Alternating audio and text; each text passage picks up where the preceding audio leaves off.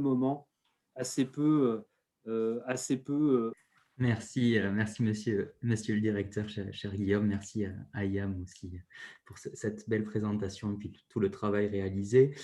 Avant de vous indiquer précisément comment vont se dérouler les soutenances aux deux groupes, nous avions prévu de démarrer avec le groupe sur les Ouïghours, mais peut-être que vous avez inversé le passage, l'ordre de passage. Alors, il faudrait me dire si on reste sur l'ordre de passage initialement prévu. C'est bon, on peut rester sur l'ordre de passage. D'accord. Alors, si les deux groupes sont d'accord, on va rester sur cet ordre de passage. Donc, dans un premier temps, donc on va entendre le groupe qui a réalisé son mémoire sur les Ouïghours. Le titre exact est « Un mutisme international sur les comportements déviants de la Chine ». Comment cela va se passer? Vous allez avoir 12 minutes de présentation. Alors, essayez de vraiment respecter le temps. Et à la suite de ces 12 minutes de présentation, je donnerai la parole aux différents membres du jury. Chaque membre du jury vous posera une ou plusieurs questions dans la limite d'un temps raisonnable, on va dire. Et il faudra donc, pour respecter ce temps raisonnable, que vous essayiez de répondre avec des réponses assez courtes. Donc, essayez de faire des réponses courtes, quitte à ce qu'on vous relance si ce n'est pas assez précis. Il faut essayer de prendre cette habitude-là. L'idée étant qu'on respecte une durée de soutenance d'une demi-heure à peu près. Si on arrive à tenir les délais, ça serait idéal. Donc, je vous donne tout de suite la parole pour la présentation de votre travail. Monsieur le Président, Mesdames et Messieurs les membres du jury, nous avons choisi de travailler cette année sur la situation actuelle des Ouïghours en Chine. Cette communauté, située particulièrement dans la région autonome du Xinjiang, subit depuis ces dernières années une réelle répression politique, religieuse, mais aussi sociale.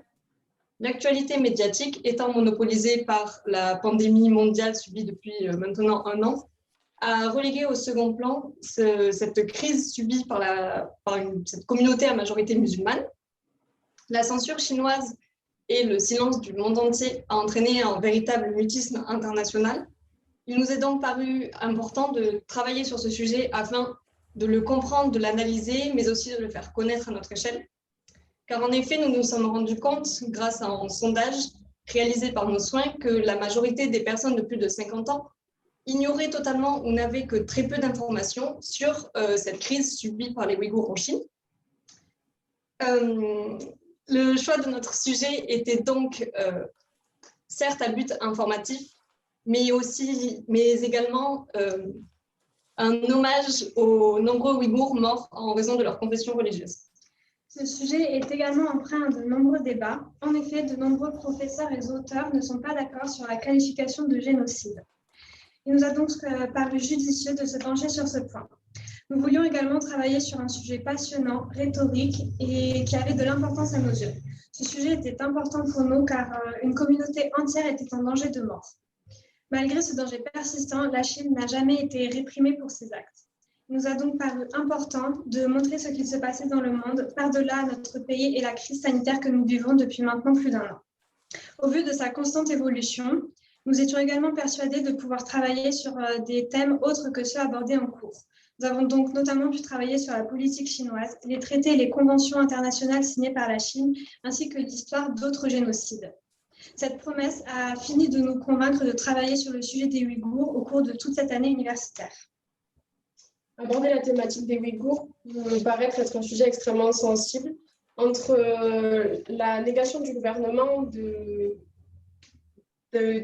d'accepter toutes ces accusations et la pesante censure de toutes les informations sur les agissements qui se passent à l'intérieur du pays a fortement impacté nos recherches et les références juridiques et nos références juridiques. Malgré cela, nous nous sommes interrogés sur les comportements déshumanisés de ce pays et sur l'inaction des acteurs économiques qui conduira à un mutisme international.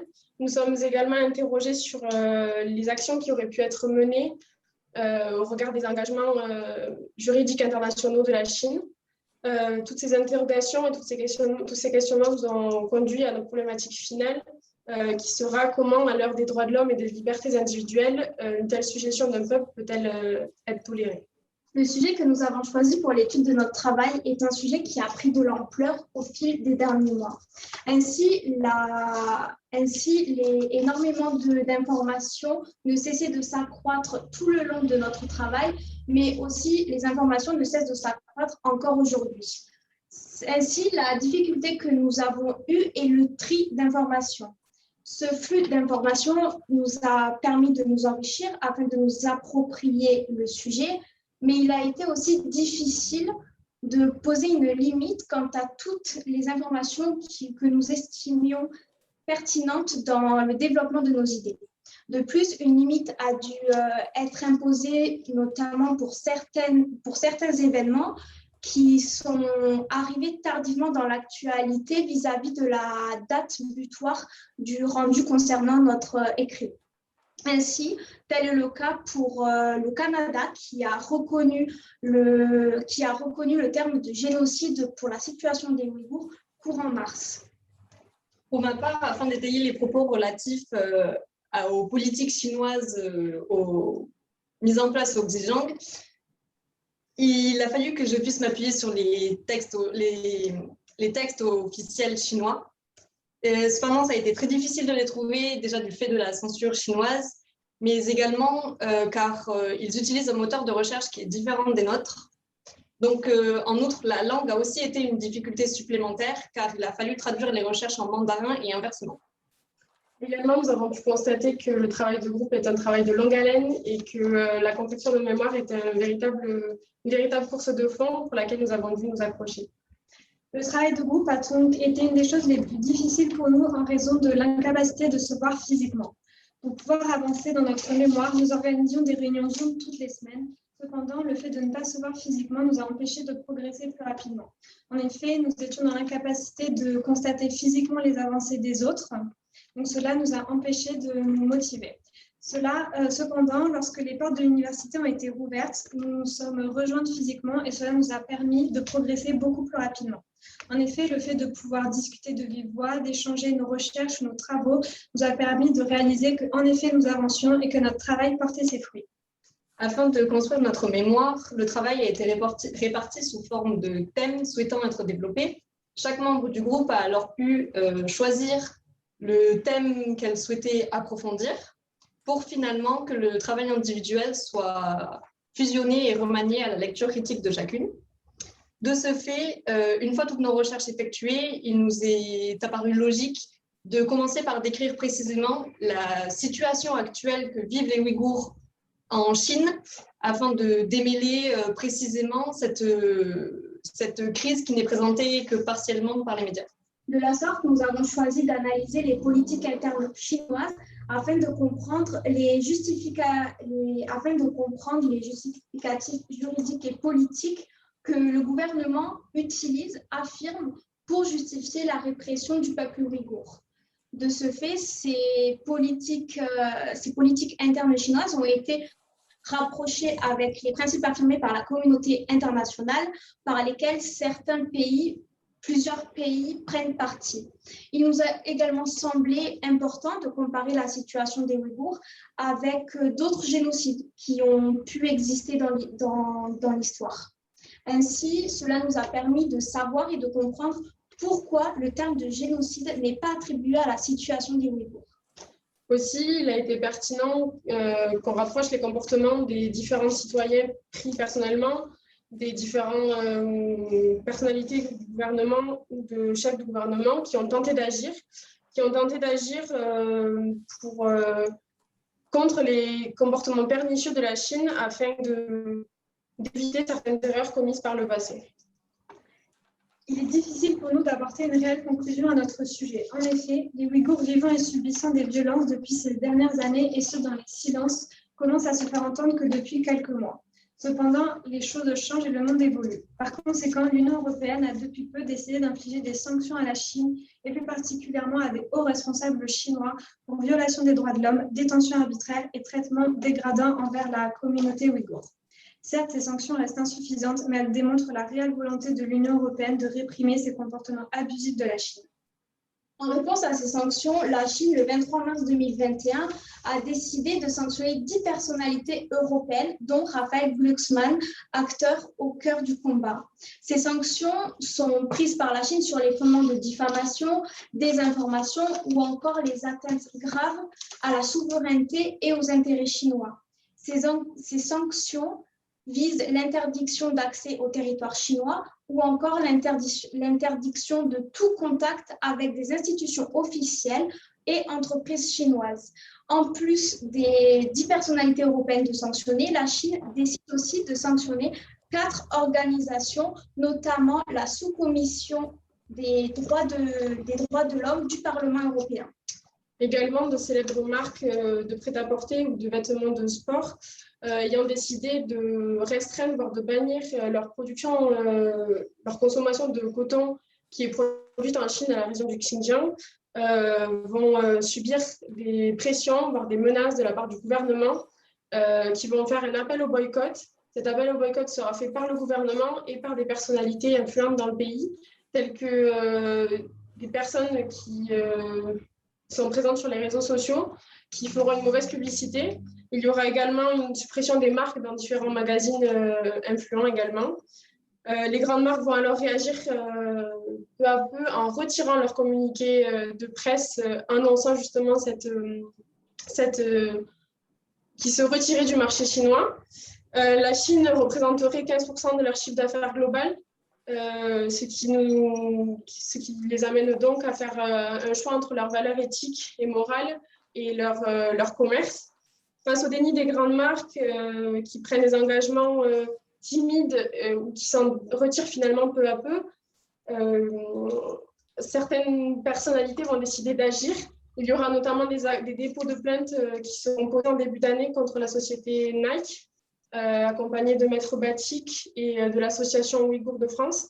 Il y aura également récemment des dépôts de plaintes pour recel de crimes contre l'humanité qui sera déposé par plusieurs ONG et l'association Ouïghour d'Europe contre certaines marques mondialement connues que la plupart des personnes portent, telles que Zara, telles que Claudie Pierlot, Mage, notamment qui se regroupent sous le groupement d'Inditex.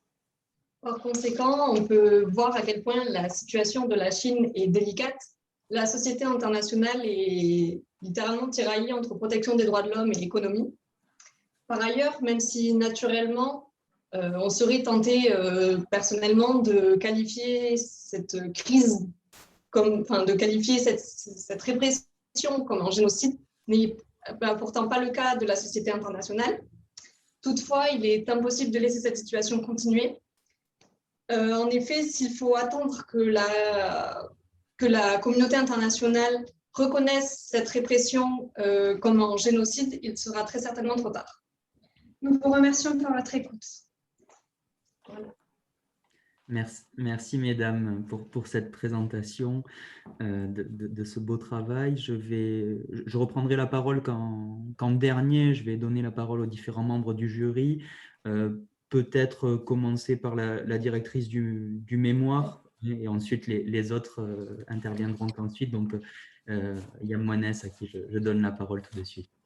Merci, Monsieur le Président. Je suis très mal placée parce que j'ai dirigé les mémoires. Donc, si je critique, j'en prends une partie. Si je félicite, j'en prends également une partie.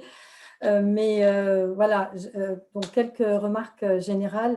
Et sachez, chers collégiens, que le but de cet exercice aussi, c'est de vous faire profiter des remarques qu'on vous donne. Si on vous félicite toujours, vous avancerez beaucoup moins que si on vous donne les points qui sont moins bien pour justement saisir l'occasion et rectifier. Cheminement par lequel nous sommes tous passés à chaque fois et nous passons encore à chaque fois qu'on subit un examen ou un concours. Donc, tout d'abord, vraiment, je voudrais vraiment et sincèrement vous féliciter pour ce travail gigantesque que vous avez réalisé. Moi, je vous ai encadré, certes, on s'est beaucoup réunis, mais le fond du travail, c'est vous. C'est à chaque fois, moi, je vous aiguillais, mais c'est vous qui avez bossé. Et je trouve que vous avez bien respecté les canons d'une thèse et d'un mémoire, du coup, parce que ce n'est pas une thèse de 500 pages, mais un mémoire d'une petite centaine de pages. Vous avez bien respecté ces canons-là. J'ai fait, je pense, comme tous mes collègues, le calcul du nombre de pages entre la bibliographie, les acronymes, les annexes et le nombre de pages, vraiment le corps de la thèse. Et ça me paraissait parfait, 86 pages pour le corps même de la thèse. Pardon, vous voyez le lapsus, parce que c'est vraiment un travail de très, très haute qualité de mon point de vue, par rapport à votre niveau de licence 3 seulement, et vous n'êtes même pas en master encore. Donc, voilà pour la forme. Alors, pour la forme, le négatif, c'est les quelques fautes de frappe ou d'orthographe ou d'accord. Après, bon, ça passe parce qu'on sait qu'on fait tous dans les mails, on l'observe, on oublie toujours des petites lettres, on met des S en trop, des choses comme ça. Mais quelquefois, ça peut être fatal parce que à la page 16, par exemple, je lis la majorité éthique Anne, alors que vous voulez parler de la majorité ethnique. Donc, vous voyez, un N peut changer complètement le sens de la phrase. Donc, soyez très, très vigilants sur ça. Et on a, nous, tous payé le prix fort dans des articles qu'on a publiés. Et juste pour un N ou un M, ça changeait vraiment de fond en comble le sens de notre problématique. Donc, ça, il faut vraiment faire attention et faire lire. N'hésitez pas à faire lire vraiment vos travaux avant de les rendre officiels, disons. Après, j'ai bien aimé aussi la cohérence que vous avez suivie, la rigueur scientifique vraiment que vous avez mis. Vous n'avez pas fait du racontage, vous n'avez pas fait… Il y a un peu de descriptif, c'est normal, mais vous nous avez pris par la main, en fait, pour nous expliquer vraiment la problématique des Ouïghours. Vous n'avez pas hésité à utiliser des termes forts qui touchent même les plus insensibles, je vais dire pas insensibles au niveau humain, mais les plus insensibles parce que détachés, parce que la Chine c'est loin. Et je vais citer un de mes collègues, j'assistais à un grand colloque la semaine dernière sur la démocratie illibérale en droit constitutionnel, et un des collègues parlait de la Chine, de la constitution chinoise, qui est un carton, qui est une constitution en carton-pâte, c'est-à-dire ne nous intéresse pas. Eh bien, j'ai pensé à vous parce que vous nous avez intéressés. Et c'est ça qui est vraiment, même quand on est insensible et quand on considère que c'est une constitution en carton qui ne nous intéresse pas à nous, eh bien, vous lui avez donné corps pour la critiquer. En tout cas en tant qu'attentatoire au droit, à la dignité des Ouïghours. Vous dites tuer les gens, mais la Chine, en fait, ne tue pas les gens, certes, mais cherche à tuer la mémoire de qui ils sont, d'effacer leur identité, leur langue et leur histoire distinctes. Et ça, ces formules comme ça que vous avez utilisées en citant des auteurs également, hein, vous n'avez pas essayé de prendre des phrases qui ne sont pas de vous-même, eh bien, étaient des phrases clés dans la construction de votre travail. La question, pardon, juste une dernière chose encore, j'ai bien aimé le décalage que vous nous montrez, en fait, sans le dire, décalage non seulement disproportionné, mais dépassant tout entendement entre les velléités nationalistes, ou au mieux la volonté d'assimilation des minorités à la nation, hein, la stabilité du Parti communiste, etc., d'une part, et d'autre part, les moyens utilisés à cette fin. Donc ça, vous mettez bien en exergue, et vous montrez également le même décalage inentendable quant à la position de la communauté internationale, même si, vous l'avez dit tout à l'heure, l'Union européenne agit, condamne, enfin essaye de condamner sans oublier quand même les réactions de la Chine à cet égard. Si j'ai une question à vous poser, c'est pourquoi, lorsque vous parlez du fait de répandre le fanatisme, faire face à cette expansion du fanatisme religieux à travers les barbes irrégulières, vous n'avez à aucun moment pensé à la problématique de l'affaire de la barbe particulièrement imposante qui s'est trouvée devant la Cour administrative d'appel de Versailles en 2017 et qui s'est retrouvée en cassation devant le Conseil d'État avec le juge d'appel, le juge administratif d'appel qui a pris une position juridictionnelle X, donc donnant raison à l'hôpital contre la barbe particulièrement imposante, alors que la plus haute juridiction administrative, le Conseil d'État, le 12 février 2020, à casser cette décision. C'est mon seul regret, mais peut-être que vous allez me dire pourquoi. Peut-être que ce n'était pas du tout utile de votre point de vue. Merci. Merci, Monsieur le Président. Et à vous, chers collégiens, de réagir. On a dit, Roman, tout à l'heure, on a dû faire un choix dans toutes les informations qu'on avait recueillies. Et on n'a pas trop voulu s'éloigner du thème de la Chine. Donc, on a voulu vraiment rester concentré sur la Chine et sur la scène internationale. Et c'est pour ça qu'on a pris le parti de ne pas en parler. Mais effectivement, c'était difficile pour nous de faire un choix dans toutes les informations qu'on a pu prendre. Merci. Merci, merci Chériam, merci pour ces réponses. Si le directeur du Collège supérieur de droit en est d'accord, je donne la parole dans un premier temps à Bérénice de l'Estrade, peut-être.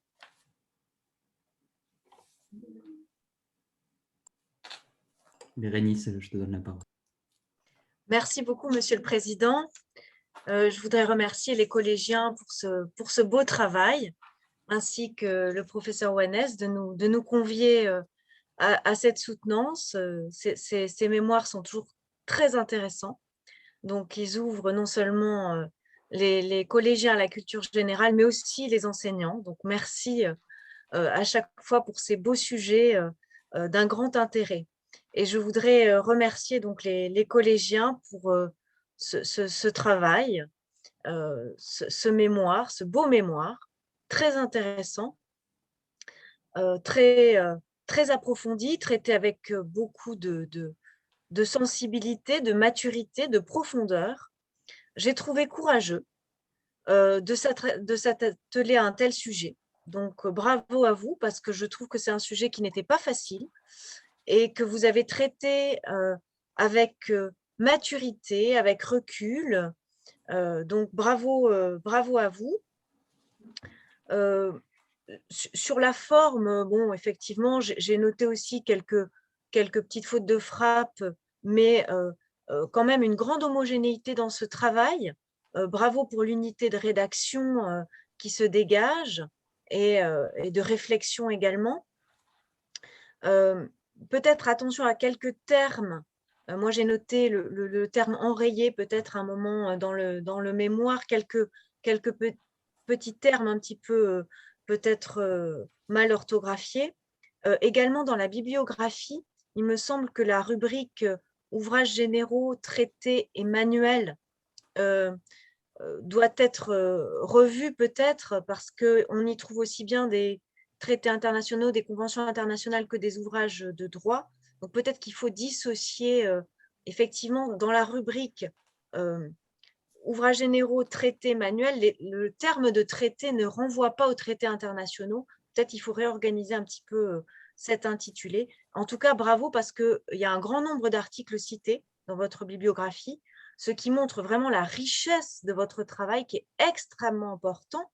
J'ai noté en plus la difficulté de la langue à laquelle vous avez été confrontés, donc ça rend votre travail d'autant plus complexe et vraiment, il est d'une grande richesse. Donc, félicitations à vous. J'aurais peut-être une question. J'ai trouvé très intéressant justement que vous mettiez en avant à la fois les raisons économiques, juridiques, politiques qui peuvent expliquer ce mutisme international tel que vous le qualifiez. Et je me demandais, à la fin de la lecture de ce mémoire, qu'est-ce qui, selon vous, quel est le principal obstacle justement à cette reconnaissance de ce génocide, effectivement? Est-ce que ce sont les raisons plutôt économiques, plutôt politiques, ou plutôt le manque d'outils juridiques qui expliquent l'absence de réaction internationale et ce mutisme international? Il y a plusieurs raisons, notamment des raisons politiques, parce que la Chine se trouve dans diverses institutions internationales, donc elle a tendance à positionner. Il s'agit de... Je ne sais pas si c'est moi, mais on ne vous entend pas très bien. Oui. Vous m'entendez un peu mieux? C'est mieux. Donc, il y a diverses raisons à ça, c'est notamment juridique parce que la Chine se trouve à une position assez forte dans les institutions internationales, donc elle a tendance à poser son veto lorsqu'il s'agit de son pays. Et ensuite aussi du point de vue juridique, notamment parce qu'un acte de génocide, il est qualifié comme tel lorsqu'il y a vraiment une intention de nuire qui est marquée. Et dans le cas des Ouïghours, il y a vraiment une difficulté de qualifier cette intention de nuire. Parce qu'ils ne tuent pas les Ouïghours directement, ils meurent à petit feu. Et c'est pour ça que dans certains ouvrages, certains auteurs utilisent le terme de génocide progressif. D'accord. C'est plus un problème de preuve pratiquement qu'un problème de qualification juridique aussi. Oui. Oui.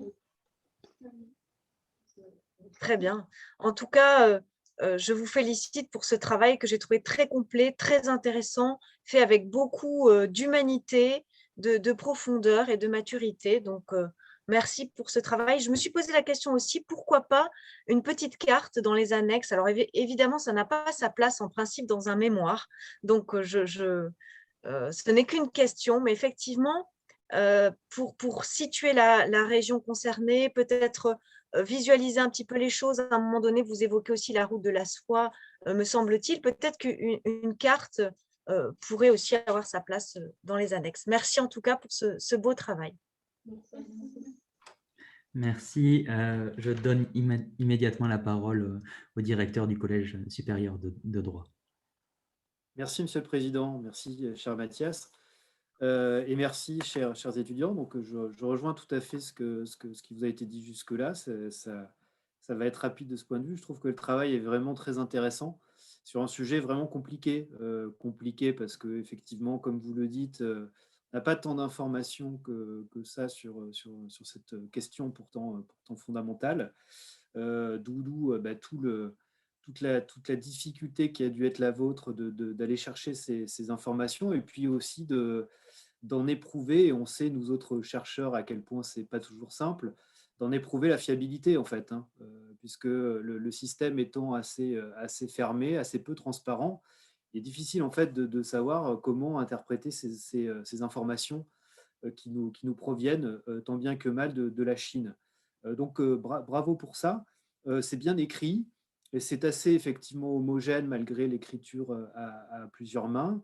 Donc, c'est bien. Alors, le seul petit reproche que je vous ferai, parce que c'est le jeu, et puis c'est vraiment pour aller chercher quelque chose, c'est vos références qui figurent en fin, vous auriez aussi pu les faire figurer à l'intérieur avec des notes de bas de page.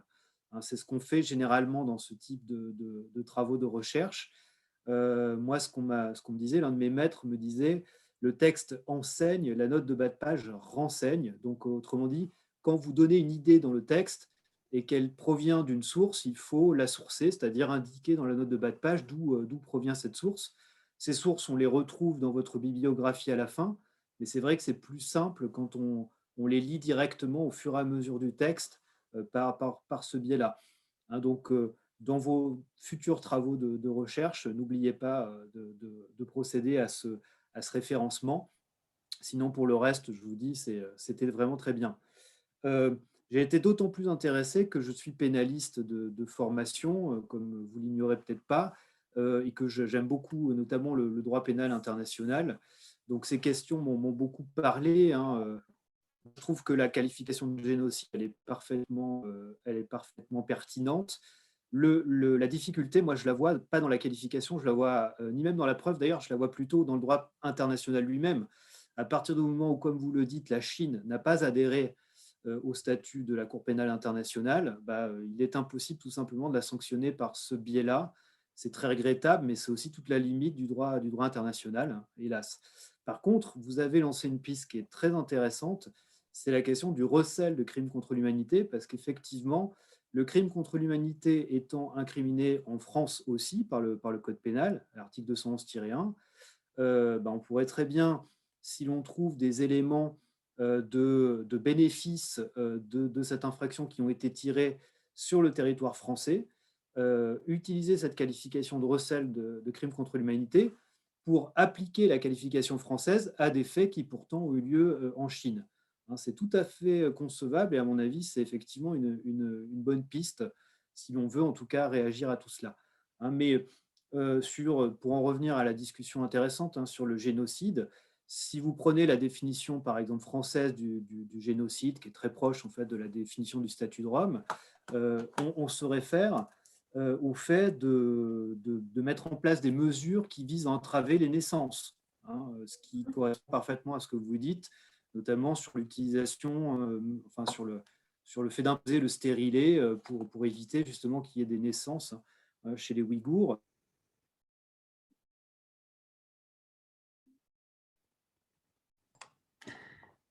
Alors, ce n'est pas que moi, mais j'ai perdu le son. Oui, alors on va attendre. Oui, c'est un problème de connexion que Guillaume a de temps à autre. Voilà. Ça va venir, je pense. Que vous m'entendez? Voilà, c'est bon. Oui, c'est bon. On vous entend. Oui, alors je vais du coup abréger, je ne vais pas vous poser de questions parce que je ne veux pas vous perturber avec mes connexions perturbées. Mais pour résumer, j'ai vraiment beaucoup apprécié votre travail et je vous félicite. Je rends la parole au président. Merci, monsieur le directeur. Merci, cher Guillaume. Bon, je vais essayer d'être très bref, moi aussi, je vais juste vous poser une question, mais je vais rebondir sur ce qu'a pu dire Guillaume Bossoni. De manière générale, j'ai beaucoup apprécié votre travail, moi aussi. J'ai appris des choses, pour le dire très sincèrement, donc c'est déjà beaucoup. Il y a effectivement quelques coquilles, il y aurait d'autres choses à redire, mais pour un travail de 3e année, véritablement, c'est un beau travail. La question, pour rebondir sur le droit international lui-même, que je voudrais vous poser, c'est est-ce que finalement, la situation que vous avez étudiée, celle des Ouïghours, est-ce qu'elle ne démontre pas que le droit international, alors je dis ça avec provocation, volontairement, que le droit international ne servirait à rien? Voilà ma question.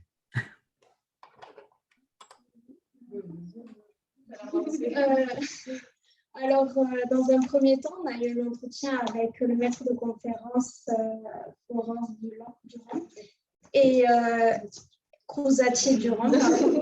Et on a discuté un peu avec elle et on a évoqué justement cette idée d'échec international parce que le droit international, malgré qu'il pose des principes et qu'il en affirme et qu'il les protège, il n'y a pas derrière la garantie de réprimer en fait l'entrave au droit international, notamment à travers les comités qui n'ont aucun pouvoir de sanction, mais seulement d'observation.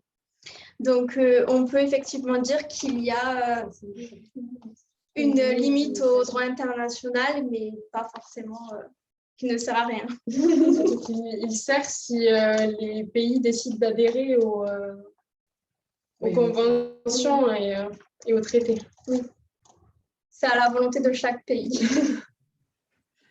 D'accord, je vous remercie. C'est toujours la question de savoir si l'absence de sanctions rend la norme inutile. Et la réponse est que non, quand même pas, heureusement. Merci pour ces réponses. On va mettre un terme à cette première soutenance, si les autres membres du jury en sont d'accord. On a pris un petit peu de retard, mais on est presque dans les délais. Donc, on va pouvoir tout de suite passer à la soutenance suivante. Merci, mesdames, pour cette soutenance. La soutenance suivante, donc sur un sujet différent, mais intéressant lui aussi. Le sujet porte sur la crise de la Covid-19, les restrictions des libertés fondamentales au motif d'un intérêt supérieur de protection de la santé. Alors, je vois que vous êtes en place et comme tout à l'heure, je vais peut-être d'abord donner la parole à Yam Moines qui a dirigé ce travail et puis ensuite au directeur du Collège supérieur de droit. Yam, si tu veux démarrer. Je ne sais pas. Non, il fallait que qui présente le mémoire d'abord. Voilà, oui. Et Oui, après, pardon. on réagira par rapport à leur intervention. Oui. Monsieur le Président. Ouf, ça me soulage Oui. d'attendre un petit peu avant de… Oui, donc c'est moi c'est moi qui Non, me suis un peu embrouillé. Je vous donne la parole pour que vous présentiez votre mémoire dans un premier temps.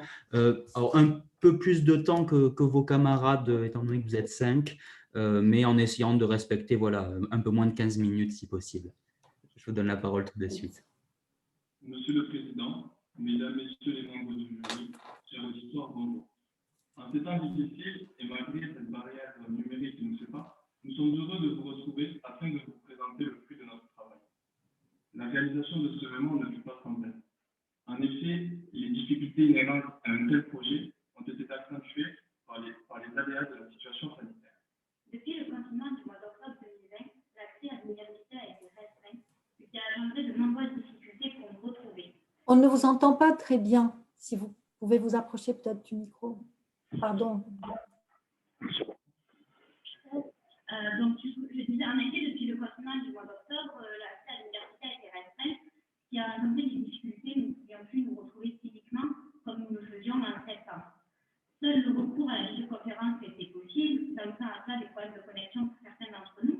Mais malgré cela, on a réussi tant bien que mal à se retrouver pour des réunions hebdomadaires dans lesquelles nous faisions le point sur l'avancée de notre travail. Quand les conditions sanitaires sont améliorées, nous avons pu nous retrouver physiquement, en respectant les gestes barrières, bien évidemment. Une autre difficulté est venue s'ajouter à cela, c'était la fermeture de la bibliothèque universitaire, qui a rendu difficile notre accès à la documentation. Et enfin, la dernière difficulté reste la soutenance de ce mémoire en visioconférence. Malgré tout, la conception de ce mémoire a été une réelle opportunité pour nous.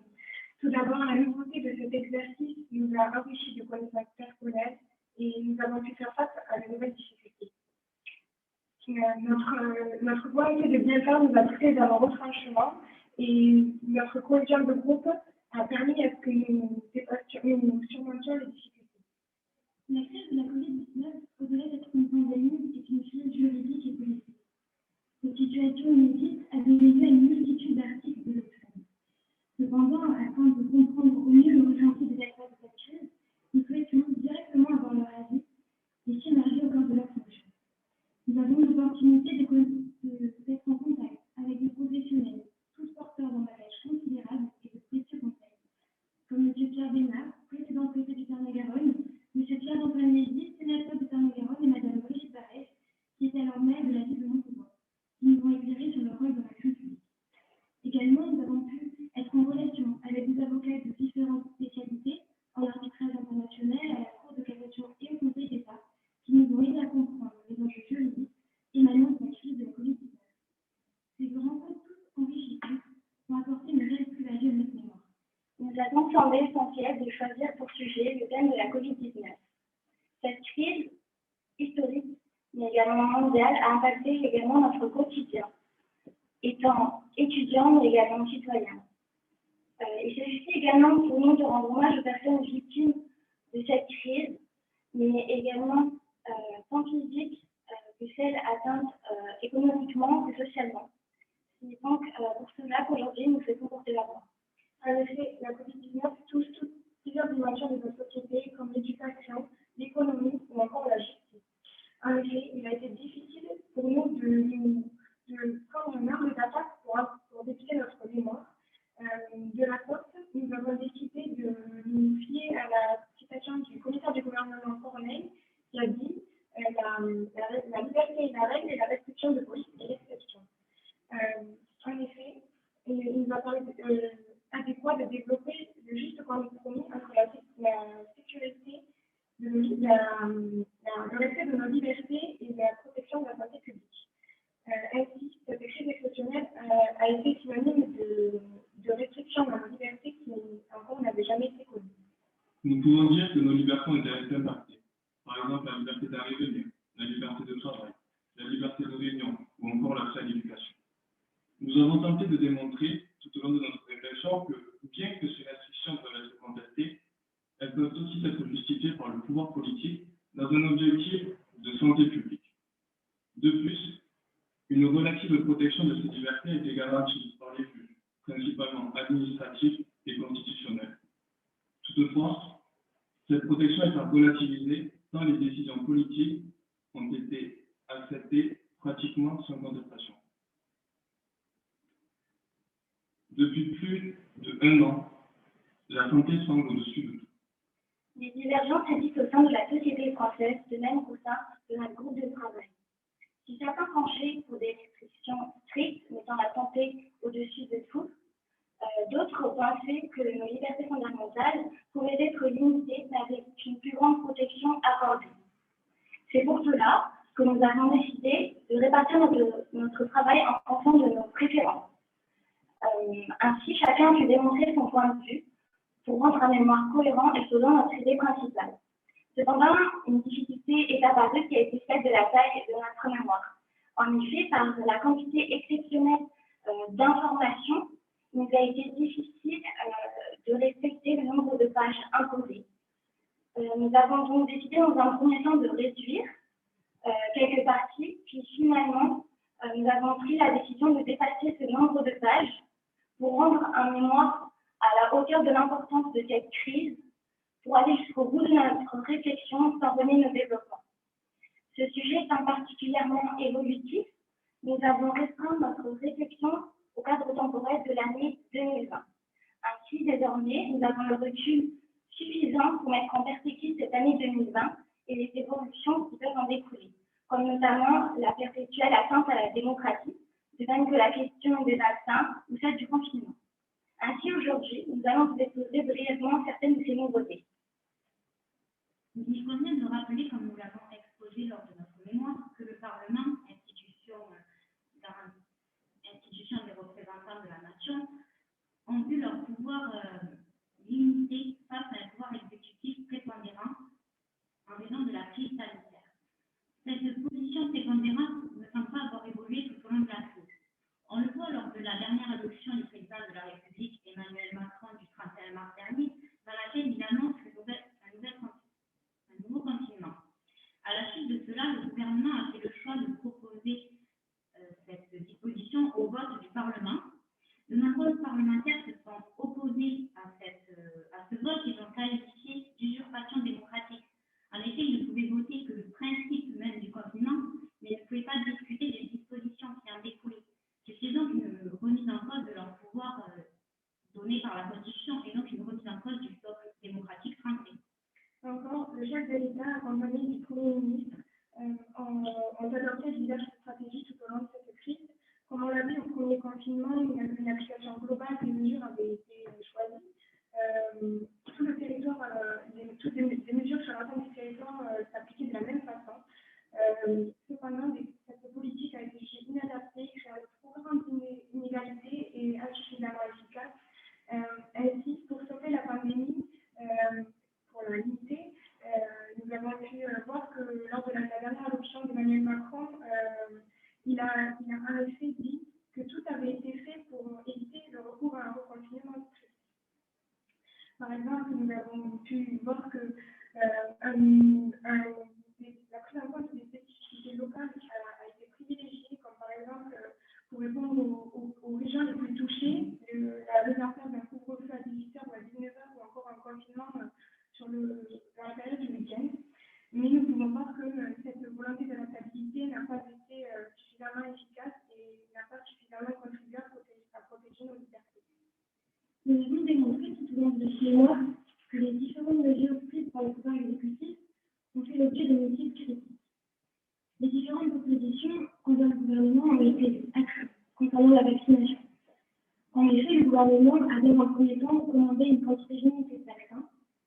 Cela pouvant être critiquable, puisque selon les affirmations de l'OMS, Organisation mondiale de la santé, la recherche d'une immunité collective passerait par la vaccination de 70% de la population mondiale. Parallèlement au plan du système de vaccination français, un pays comme Israël a réussi rapidement à vacciner une grande majorité de sa population. Lorsqu'il a enfin été possible de se faire vacciner, de nombreux questionnements sont nés concernant le vaccin provenant du groupe pharmaceutique AstraZeneca. En effet, après avoir été injecté à de nombreuses personnes, ce vaccin a été suspendu au motif qu'il était à l'origine de formation de caillots sanguins. Cette décision du pouvoir exécutif suivait les annonces préalables d'autres pays, tels que l'Allemagne ou le Danemark.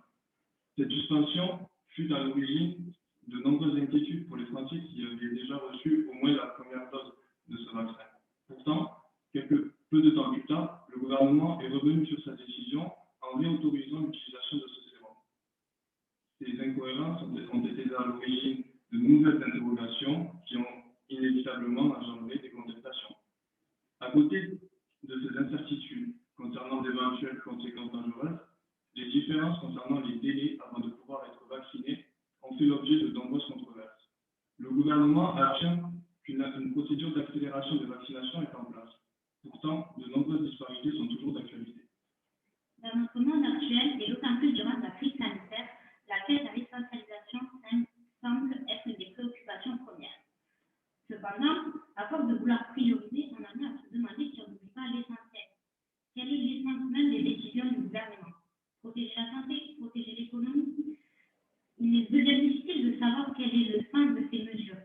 De plus, juridiquement, est-il essentiel de limiter les libertés au profit d'une autre? Les mots ont des sens et leur portée, leur impact est fort. Comment peut-on dire qu'un commerce est essentiel alors qu'un autre ne l'est pas? Comment dire à un commerçant qui se lève chaque matin qu'il n'est pas utile à la société en ces temps? Cela dépend de la vision et de l'état d'esprit de chacun. Cela est donc très subjectif. Un élargissement de la liste des commerces dits essentiels a été opéré entre le premier confinement de mars 2020 et le confinement que nous connaissons à l'heure actuelle. Ce fut notamment le cas des commerces comme les concerts ou encore les librairies qui ont pu réouvrir, les gens d'activité ont pu réouvrir leurs portes aux clients. Cependant, les commerçants qui n'ont pas pu, quant à eux, réouvrir leurs portes à leur clientèle se sont encore une fois très inégalement traités et cela, je pense, c'est légitime. Le bien-être, les divertissements à travers la vision en film au cinéma, d'une balade dans un musée, d'un moment passé entre proches au restaurant, sont des moments précieux qui, une fois enlevés, nous donnent une partie des plaisirs de la vie qui nous font nous sentir loin. Les effets psychologiques et économiques causés par la pandémie sont tout aussi meurtrières. Les restaurateurs, les petits commerces, les cinémas et tant d'autres que nous ne pourrons tous les citer ont fait le travail d'une vie balayée soudainement par une situation hors de contrôle. Finalement, l'action du pouvoir gouvernemental et exécutif est encore lacunaire, même si la crise de la Covid-19 existe depuis plus d'un an déjà. Si nous pouvons comprendre aisément que le gouvernement était impuissant au début de cette crise, face à l'arrivée de ce nouveau virus inconnu, aujourd'hui, des contradictions gouvernementales subsistent encore, notamment sur la question des vaccins, qui font suite aux incohérences portant sur le caractère essentiel de certains commerces. La réalisation de ce mémoire nous a permis non seulement de suivre l'évolution de la crise sanitaire de plus près, mais également de comprendre ces enjeux politiques, juridiques et les conséquences générées par ce flux mondial. Celui-ci nous a permis également de nous rapprocher les uns les autres, de créer des liens profonds et nous pouvons dire que nous avons grandi aussi bien humainement qu'intellectuellement. Merci de nous avoir écoutés. Merci, mesdames et messieurs, pour cette présentation. Avant de donner la parole aux autres membres du jury, peut-être pour répondre aux questions, les personnes qui répondront aux questions, si vous pouviez vous rapprocher un peu du micro, parce que le son reste quand même assez mauvais, en tout cas de mon côté. Voilà, au moins pour les réponses aux questions ensuite. Mais on a compris la présentation, rassurez-vous, mais c'est pour faciliter l'écoute. Je cède tout de suite la parole à la directrice de ce travail, Yamwana, si tu veux. Je te donne la parole tout de suite. Merci, Monsieur le Président, cher Mathias. Alors, je vais procéder de la même manière qu'avec le premier groupe, vos collègues. Et d'abord, je vais vous dire, vous avez travaillé sur la Covid et c'est la Covid qui vous a pénalisé par cette mauvaise qualité de son. Donc, on vous comprend, ne vous inquiétez pas. On a fait tous les deux, vous et moi, le maximum pour faire quelque chose, faire la soutenance en présentiel. Jusqu'à la dernière minute, on en a discuté. Et c'était impossible pour les raisons que vous connaissez. Vous avez traité toute la problématique vous-même. Donc, ne soyez serein quant à ce défaut. Je pense que c'est l'acoustique ou quelque chose. Voilà. Mais on a compris, ne vous inquiétez pas, il fallait qu'on fasse un petit peu plus d'efforts pour entendre les détails de ce que vous disiez. Et donc, voilà, j'ai fait exactement le même exercice qu'avec vos collègues. Le nombre de pages répond parfaitement au canon universitaire, parce que c'est vrai que lorsque vous m'avez annoncé 126 pages, j'ai fait oh, c'est pas possible, c'est beaucoup trop, parce que je vous avais limité à 70, 80, allez, 100 grand maximum. Et là, c'est parfait parce que le corps même du mémoire est de 99 pages, donc à peu près pareil dans une moyenne très équilibrée. Vous avez des annexes qui sont d'une richesse absolue. Les expériences de terrain, hein, les interviews que vous avez réalisées, c'est très courageux pour des étudiants en troisième année seulement, je veux dire, d'aller approcher des sénateurs, les maires, des présidents, des avocats, pour les questionner sur un sujet très, très brûlant. Et ils étaient courageux aussi de dire vraiment ce qu'ils pensaient. Et le point sur lequel je voudrais vous féliciter, c'est que vraiment, malgré je vais dire, ces témoignages sur lesquels vous avez un petit peu basé votre réflexion, vous avez réussi le challenge de ne pas suivre ces avis-là et dire, bon, allez, on va dire exactement la même chose et c'est plus facile. Vous avez rendu toute la problématique, je vais dire, intelligible, alors que on est tous dans la Covid et on ne comprend pas trop ce qui nous arrive encore, mais vous avez rendu votre travail, votre approche, vous nous avez rendu la problématique beaucoup plus simple. Pourquoi? Parce que le sujet est très complexe et vous avez, comment dire, vous avez respecté une ligne de crête. Hein. Vous êtes resté sur cette ligne sans basculer d'un côté ou de l'autre. Vous n'avez pas suivi une ligne complotiste, par exemple. Vous n'avez pas été dans la complaisance. Vous n'avez pas été dans le suivisme. Tiens, on ne sait pas, donc on suit le mouvement. En revanche, vous avez priorisé le doute. Et d'ailleurs, là aussi, dans votre exposé oral, vous avez continué à vous interroger, à nous interroger. Voilà, des questionnements en plus juridiques, des questionnements au niveau politique, social. C'est vraiment, j'étais également impressionnée par la qualité, par la hauteur de la réflexion. Après, comme pour vos collègues, j'ai trouvé aussi pas mal de coquilles, de fautes de frappe, des choses comme ça. Donc voilà, moi j'ai tout noté. De toute façon, si un jour vous avez besoin, je vous les donne aux uns et aux autres. Par exemple, lorsque vous écrivez en majuscule, il faut s'y tenir pendant tout le mémoire, pas tantôt en majuscule, tantôt en minuscule pour les noms propres, ou de petites choses, par exemple, au lieu de dire augmentation, il faut dire extension. En droit, c'est beaucoup mieux que augmentation. Voilà. Après, ça n'est pas du tout important. On sait que même dans les petits mails, on fait nous tous des fautes de frappe parce qu'on regarde le clavier, on ne voit pas ce qui se passe sur l'écran. Alors, sur le fond, j'ai vraiment beaucoup aimé la profondeur et la rigueur que vous avez suivie, parce que lorsque vous parlez du confinement, la justification juridique du confinement, eh bien, vous vous fondez, comme le gouvernement le fait d'ailleurs, mais vous plus encore, parce que vous travaillez en tant que juriste, vous mettez vraiment en avant l'alinéa 11 du préambule de 1946. Hein, c'est alinéa 11 du préambule égale confinement. Voilà. On a le droit de la santé qui est un droit constitutionnellement protégé. À partir de là, on confine. Voilà, l'équation est aussi simple que ça. D'autant plus que ce droit à la santé, qui rappelle le droit à la vie, est également protégé aussi bien par la Déclaration universelle des droits de l'homme de 1948 et par la Convention ESDH de 1950 également. Donc, vous avez vraiment puisé dans ces sources juridiques pour fouiller, pour déconstruire et reconstruire. Vous ne pouvez pas faire de la description. C'était un travail après d'autant plus difficile que, et là je fais un mea culpa et pardonnez-moi, mais l'année dernière, il restait encore le pouvoir de police à traiter en cours magistraux pour vous en deuxième année et on a été confinés et j'ai dû gérer les examens et porter la structure et sauver la structure de Montauban. Et donc, je n'ai plus, vous avez été privé de cette partie du cours parce que j'ai dû prioriser toute la structure de Montauban, organiser les examens, être à l'écoute de tout le monde, etc. Et j'ai senti ce manque dans le travail parce que dès que vous parlez de pouvoir de police, eh bien, je m'en voulais. Parce que lorsque vous dites les pouvoirs de police spéciaux, par exemple, je me disais, zut, j'aurais dû vous donner l'enregistrement de mon cours sur la police de cette année pour vraiment la subtilité des mots. Parce qu'il faut faire attention entre les pouvoirs de police, les pouvoirs spéciaux, disons, et le pouvoir de la police spéciale. Ce ne sont pas les pouvoirs qui sont spéciaux, c'est la police qui est spéciale et qui détient des pouvoirs spécifiques, disons. Voyez, donc pour un public, pour des destinataires spécifiques, sur un sujet spécifique, tout ça avec des procédures spécifiques.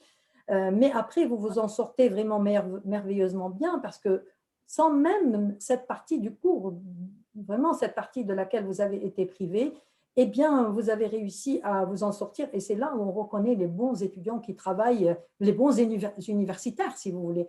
Parce qu'à l'université, on ne donne pas un cours scolastique. Les étudiants vont chercher et vous êtes allés chercher, vous êtes allés faire de la vraie recherche. Et donc, vraiment, je vous en félicite sur ce point-là. Après, voilà, j'ai une question. Vous répondez d'une manière indirecte, je le sais, mais je voudrais quand même, voilà, par rapport à ça, voir avec vous si vous êtes sûr qu'on peut vraiment parler de lacunes comblées, je vous cite, comblées par la création d'un état d'urgence sanitaire. C'est-à-dire notre droit serait en quelque sorte incomplet. Donc le mot lacune, je ne sais pas si c'est ce mot que j'aurais utilisé moi-même, ou alors un vide juridique. Vous allez me dire, oui, mais c'est la même chose. Sauf que scientifiquement parlant, une lacune et un vide juridique, ce n'est pas la même chose. Une lacune, ça montre une faiblesse d'une démocratie ou d'un État ou d'un droit, alors qu'un vacuum iuris, ça peut être un vide ressenti seulement face à une situation. On se dit, zut, oui, c'est vrai qu'on n'a pas pensé parce que la situation ne s'était jamais produite. Et donc là, on va s'activer pour créer un nouvel instrument juridique. Donc, je voudrais vous interroger sur ça parce que peut-être que vous l'avez utilisé à escient, ce vocabulaire. La dernière chose aussi, peut-être si vous voulez répondre ou pas, c'est comme vous voulez, c'est le fait que vous dites que c'est le gouvernement qui choisit de laisser la possibilité au ministre de la Santé de prendre toutes les mesures qu'il juge utiles. Et d'ailleurs, là, vous l'avez un peu redit d'une manière différente en insistant sur la prépondérance du pouvoir exécutif, ce qui est une réalité. Mais est-ce que c'est vraiment le gouvernement qui donne pouvoir au ministre de la Santé ou le ministre de la Santé agit en tant que police spéciale et agit sur le fondement de la loi du 23 mars 2020. Donc, c'est sur le fondement d'une loi et non pas sur le fondement d'un règlement. Parce que dans le second cas, ce serait grave parce que ça veut dire qu'on est dans un gouvernement policé, en fait. Alors que si c'est une loi, c'est moins attentatoire puisque le Parlement légifère. Mais bon, voilà. Mais voilà, je sais que vous répondez quand même dans votre mémoire, mais si vous souhaitez apporter une petite lumière, surtout sur l'histoire de lacunes. Voilà. Face à quoi? On est face à des lacunes qu'il faut combler comme ça à la va-vite ou face à un vide juridique tout simplement, et le législateur se presse pour combler ces lacunes. Vous parlez aussi beaucoup de la justice judiciaire, de la justice administrative, et j'ai beaucoup aimé cette partie-là, si vous voulez peut-être utiliser ce biais pour répondre et discuter de ce, entre guillemets, pouvoir juridictionnel qui quelquefois n'est pas du tout une autorité juridictionnelle parce que cette autorité suit, ou quelquefois cette juridiction est là pour contrer complètement le politique, et à ce moment-là, qui c'est qui dirige? Voilà, donc c'est juste sur ce point. Si vous souhaitez répondre, ça peut être sympa. Merci beaucoup. Question,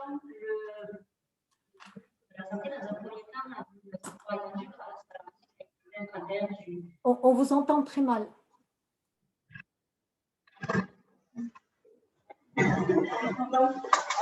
Pour répondre à votre question, donc, dans un premier temps, le ministre de la Santé il a vu ses pouvoirs augmenter grâce à l'article L3131-1 du Code de la santé publique. Mais comme on disait, de lacunes parce que pour le gouvernement et pour même les parlementaires, pour la société civile en quelque sorte, c'était une sorte de peut-être vide, lacune, parce que comment prendre des décisions si graves, un confinement, sans prendre en compte, sans mettre en œuvre une loi, un état d'urgence. On ne pouvait pas seulement faire ça grâce à un simple arrêté ministériel. C'était assez paradoxal, on peut dire, de mettre une mesure si grave par un simple pouvoir administratif et non pas un pouvoir légal et constitutionnel. Et après, pour dire pour le gouvernement, du coup, c'est pas le gouvernement en soi qui donne les pouvoirs spéciaux aux ministres, c'est d'abord l'article L3131, puis l'état d'urgence qui a été décidé en Conseil des ministres. Merci pour ces réponses. Yam, tu n'as pas d'autres questions? Non, merci beaucoup et je vous félicite vraiment pour cet extraordinaire travail, vous et vos collègues aussi. Merci beaucoup. Merci. Merci, Monsieur le Président. Merci. Je vais immédiatement confier la parole à Bérénice de l'Estrade, si tu es d'accord, Bérénice.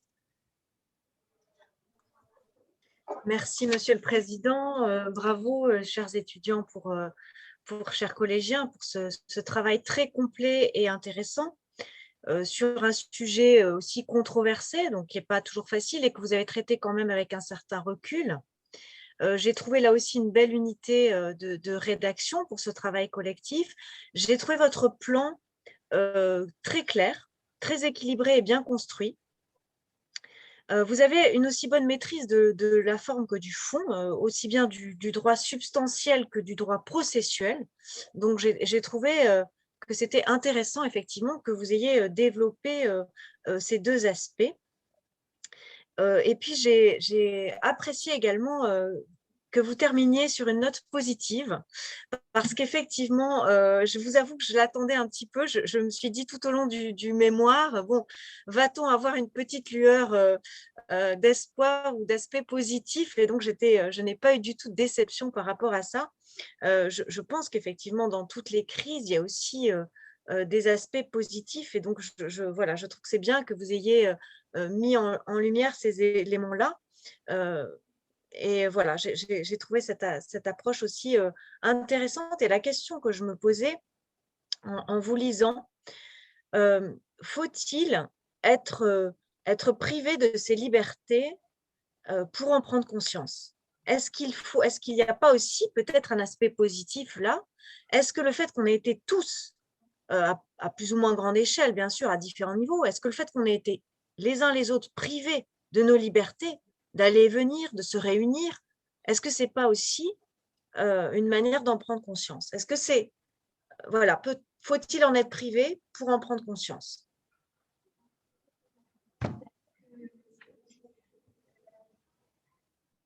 Attention aux ressentis, on prend beaucoup plus de plaisir à aller à un pouvoir, à se sentir libre dans cette entreprise.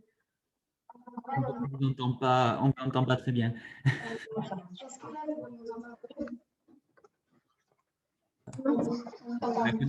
Là, c'est mieux. Voilà. Mais la connexion ne doit pas être bonne en plus, donc ça rajoute, mais on va y arriver.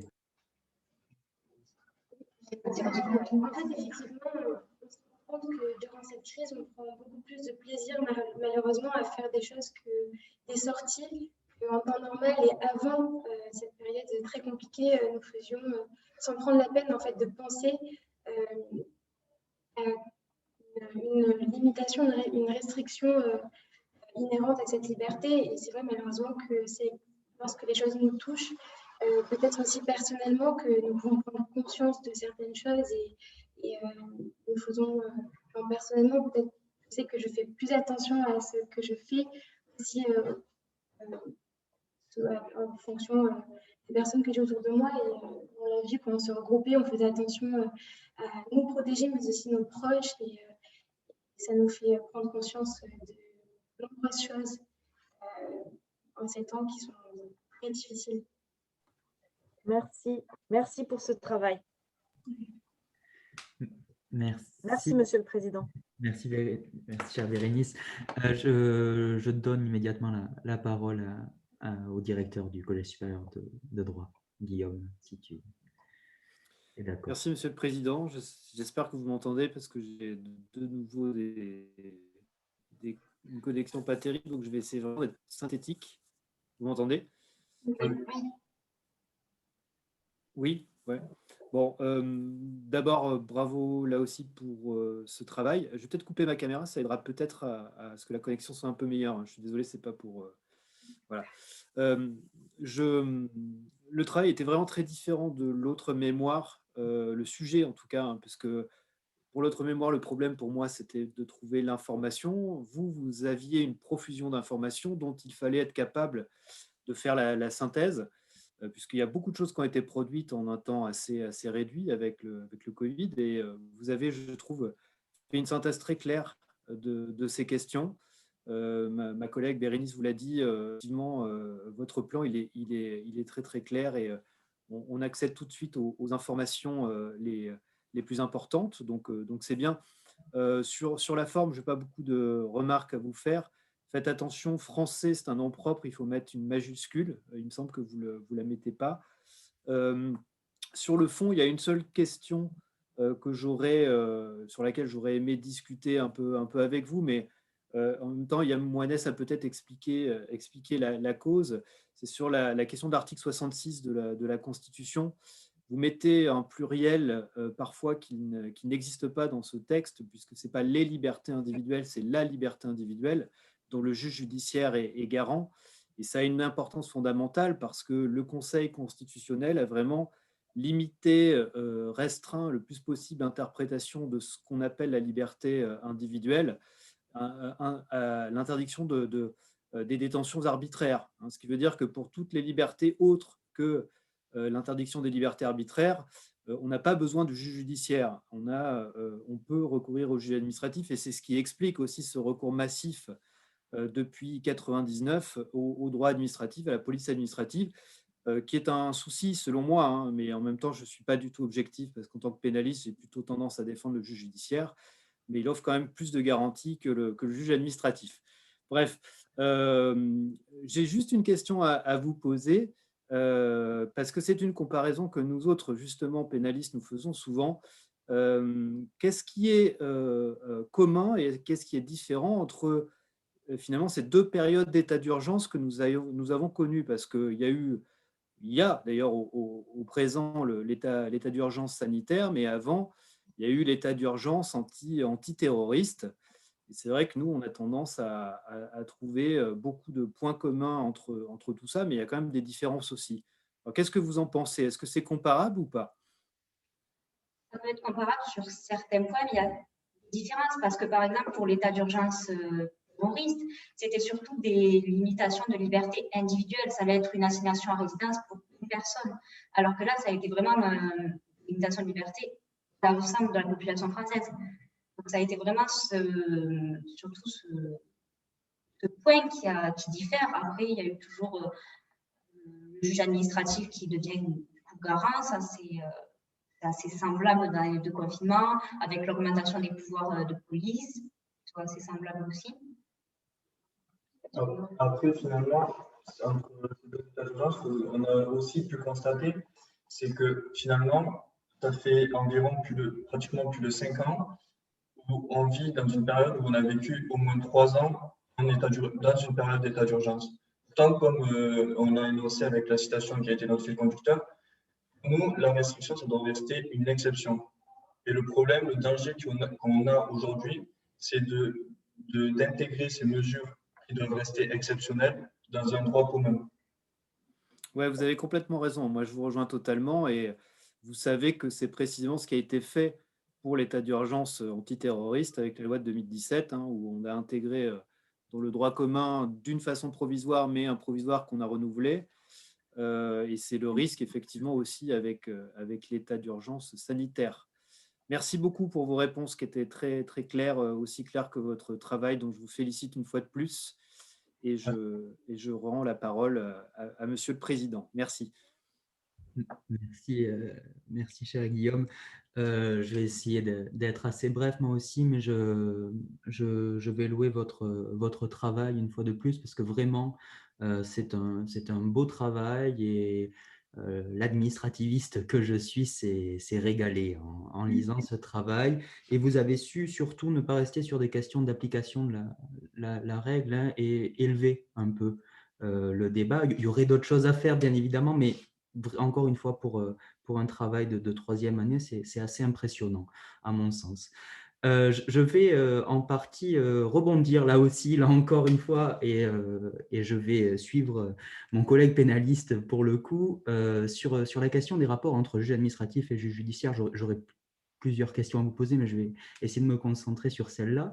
Vous évoquez un moment dans votre mémoire le rétablissement, c'est un grand B, le rétablissement du rôle protecteur du Conseil d'État en temps de crise, en évoquant la décision de novembre 2000 sur les audiences devant les cours criminelles et les cours d'assises. Et finalement, moi, je me demandais, notamment au regard des débats qu'il y avait pu y avoir au moment de l'état d'urgence terroriste sur le rôle du Conseil d'État comme protecteur des libertés, est-ce que cette décision de novembre 2000, c'est vraiment l'illustration du rôle protecteur du Conseil d'État, ou est-ce que c'est pas quelque part un peu l'arbre qui cache la forêt?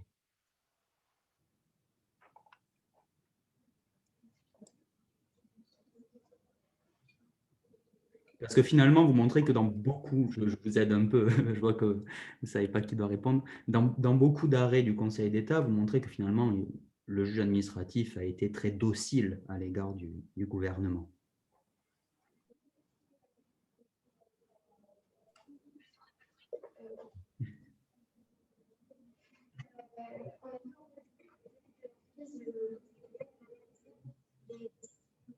On ne vous entend pas. Si là, je me rapproche, vous m'entendez mieux? Oui. On a vu qu'au début de la crise, le Conseil d'État il avalisait les décisions gouvernementales. Également, il y avait de nombreux référés de liberté qui avaient été rejetés malgré les atteintes aux libertés fondamentales qui étaient inhérentes à la situation sanitaire et aux restrictions qui émanaient justement de cette nécessité de protéger la santé des citoyens. Également, le Conseil d'État il a su vraiment se montrer un protecteur de nos libertés, comme dans l'ordonnance du syndicat des jeunes médecins, où il a refusé un confinement total, ce qui est important de rappeler quand même, pour protéger notre liberté. De même qu'avec la liberté de culte, il l'a reconnu, puis après par la suite par les librairies, et puis aujourd'hui, il a reconnu de plus en plus de commerces essentiels. Donc, certes, aujourd'hui, on peut constater son lien avec le gouvernement. Au fur et à mesure du temps, on constate que ce lien commence à se réduire plus ou moins pour accorder de plus en plus de marge à nos libertés. Merci. Bon, on pourrait beaucoup en discuter, mais merci pour cette réponse. Je vais pas être plus long parce qu'on a déjà dépassé d'une bonne dizaine de minutes le temps qui était prévu pour les soutenances. Je vais vous remercier pour cette soutenance, cette présentation. Pour la suite, Yam, nous nous réunissons juste… Oui. Alors, ce que je vous propose, c'est qu'on demande peut-être à tout le public ainsi qu'aux collégiens de se retirer et de se reconnecter d'ici combien 10 minutes? Ils peuvent se reconnecter assez vite parce qu'après, on peut les laisser en salle d'attente. Oui, absolument. Oui, absolument. Vous sortez, vous vous connectez, après, on ne fera que admettre. Absolument. Et donc, dès qu'on a fini, on vous admet. D'accord, merci. Merci beaucoup. À tout de suite. Merci, cher public, également. Merci, à tout de suite.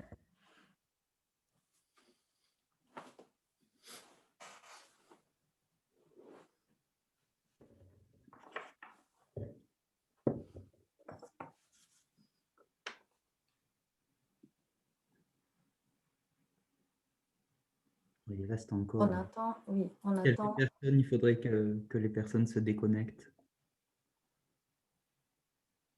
Merci de vous déconnecter, messieurs. Sinon, tu peux les mettre en salle d'attente aussi avec… avec les 3 points? Avec les 3 points, oui. Ah oui, mettre en salle d'attente. Mettre en salle d'attente.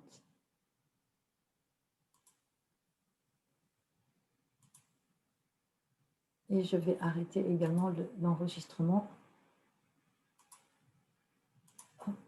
Et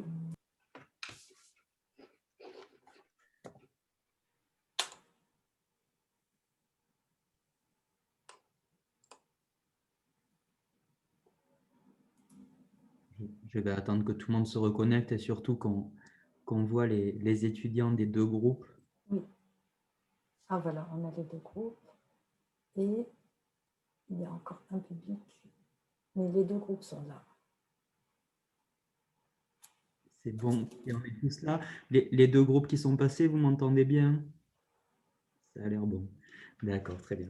Bon, alors, le jury, après avoir délibéré pour des motifs qui ne sont pas tout à fait les mêmes pour les deux groupes, mais qui se rejoignent largement à la fois sur la présentation écrite et la présentation orale. Un groupe un peu meilleur à l'écrit et l'autre un peu meilleur à l'oral, mais ça ne se joue vraiment pas à grand-chose.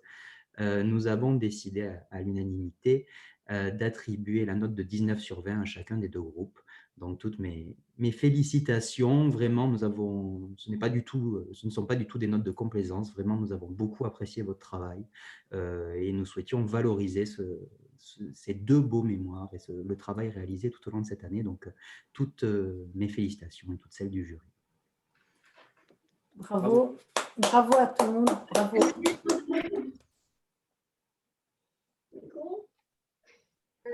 Juste, on tenait déjà à vous remercier l'ensemble des membres du jury pour votre implication dans ce mémoire, d'avoir lu nos deux travaux et de nous avoir écoutés attentivement, pour vos questions également. Mais juste, nous souhaitions faire un petit message à Madame Moines pour la remercier des 3 années où elle nous a bien encadrés au centre de Montauban. Et vraiment, c'est un honneur pour nous de l'avoir rencontrée. Merci beaucoup. Merci beaucoup, c'est très touchant. Merci beaucoup. Merci à tous. Merci, chers collégiens. Je suis vraiment fière de vous. Et je me dis que si, voilà, avec les collègues, on en discutait, si notre mission a un sens, c'est celui-ci, c'est de vous voir grandir, c'est de vous voir devenir citoyens et de très bons juristes et continuer le chemin parce que nous, finalement, on vous passe la main petit à petit, comme vous allez devoir passer la main à autrui et aux autres étudiants, à vos prochains étudiants. Donc, on vous souhaite vraiment une belle réussite à tous les 9 et nous sommes tous très fiers de vous, vraiment. Et j'espère que nos routes se croiseront après avec d'autres projets. Et n'hésitez pas à être tous actifs sur la page Facebook, notre réseau à nous. Si certains d'entre vous n'y sont pas encore, n'hésitez pas à l'intégrer pour qu'on continue à travailler ensemble d'une autre manière. Et je voudrais aussi remercier vraiment le professeur Bossoni, Monsieur Amia, Madame Bernice de l'Estrade aussi, mes chers collègues, vraiment, pour votre amitié, pour votre confiance, vraiment, c'est toujours un plaisir et une fierté d'appartenir à cette communauté universitaire. Merci à toi. Et oui, bravo. merci à toi, Yann. Bravo à tous. Merci. Au revoir tout le monde. Merci, cher public aussi. Merci, Monsieur Mataron. J'ai vu qu'il était là également, donc un petit clin d'œil. Merci, Lisiane. Je vois que tu es là encore. Merci à tous, vraiment. Et à très bientôt. Portez-vous bien. Merci, Solal. Merci à l'association Moviofac aussi, qui était très active tout le long de son activité. Enzo aussi, merci beaucoup pour votre présence. Enfin, bon, Christopher Lasserre aussi, ancien collégien. Merci à tous et bravo encore et à très bientôt. Prenez bien soin de vous. Merci beaucoup. Au revoir. Merci tout le monde.